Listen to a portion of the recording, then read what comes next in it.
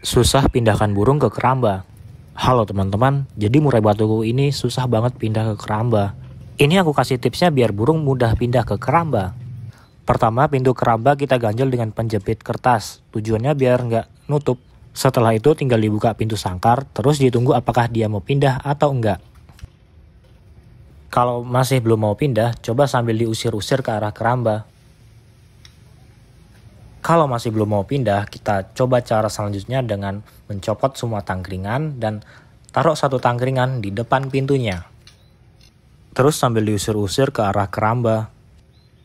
Kalau masih belum mau pindah, kita coba dengan cara yang terakhir, pasti dia pindah. Cara selanjutnya dipancing dengan jangkrik yang ditaruh dalam keramba. Lemparin aja jangkrik ke keramba. Oke, kita tunggu. Nah, dia mulai tertarik dengan jangkrik dan ya, dia pindah ke keramba dan langsung memakan jangkriknya. Kalau udah pindah, jangan lupa pintunya ditutup ya.